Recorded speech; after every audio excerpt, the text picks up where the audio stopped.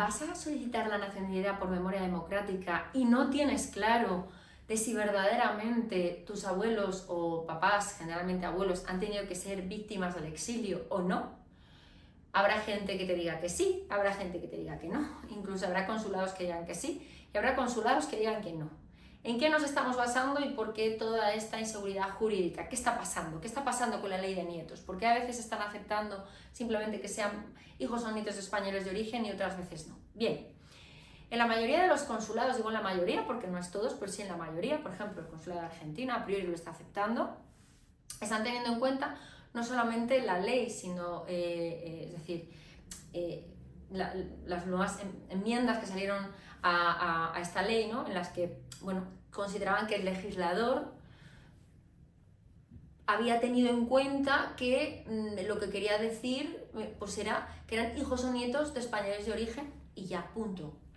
Pero la ley como tal dice que hijos o nietos de españoles de origen que se hubieran huido por víctimas del exilio. Con lo cual, como vemos, hay algunas instituciones que están teniendo en cuenta la ley, es decir, que los papás o los abuelos han tenido que exiliarse como víctimas del exilio, valga la redundancia, y en otras que están teniendo en cuenta esta corrección que se hizo posteriormente, ¿no? Esta corrección tiene un nivel menor o una validez siempre, está por debajo de la ley. Entonces, ¿qué es lo que está pasando? Por ejemplo, en el consulado de Argentina pues están aceptando absolutamente todos hijos y nietos españoles de origen, punto, sin ningún apellido, sin ningún nada detrás, sin ninguna continuación de la frase. En cambio, por ejemplo, aquí en el registro civil central, por ejemplo, en el registro civil, perdón, de aquí de Madrid, pues no, han tenido que ser víctimas del exilio y han tenido que presuponerse exiliados en los años de la guerra y durante la dictadura, si se presenta antes o después no puede ser, es decir, y a partir del año 55 pues hay que presentar pruebas de ese exilio. Con lo cual, no es que, es decir, y la gente está yendo a contencioso, a recurso contencioso administrativo, con lo cual, cuando podáis ver vídeos en los que digan, no, es que a mí me lo han dado directamente sin presentar nada más, puede ser verdad. Y cuando veáis vídeos en los que digan, no, es que tiene que ser gente que haya sido específicamente en el exilio, es decir, también es verdad. Cada institución está teniendo en cuenta una cosa.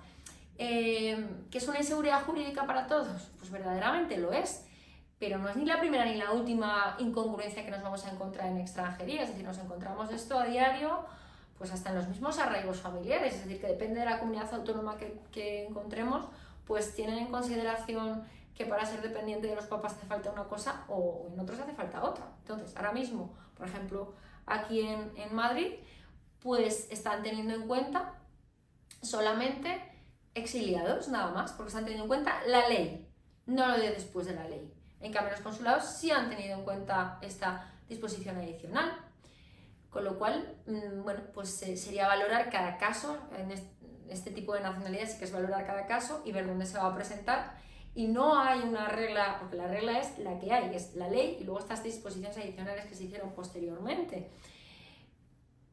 Pero no podemos decir, es decir, se puede pelear en contencioso, aquí se han ganado algunas también, de decir, oiga, pues se están teniendo en cuenta, por eso se sacó esa disposición adicional, ¿no? Como para subsanar lo que en la ley estaba mal, pero entonces hay que pelearlo a veces y depende de qué consulados pues están siendo un poquito más benevolentes. Generalmente, en estos casos, los consulados están siendo un poquito más benevolentes, ¿vale?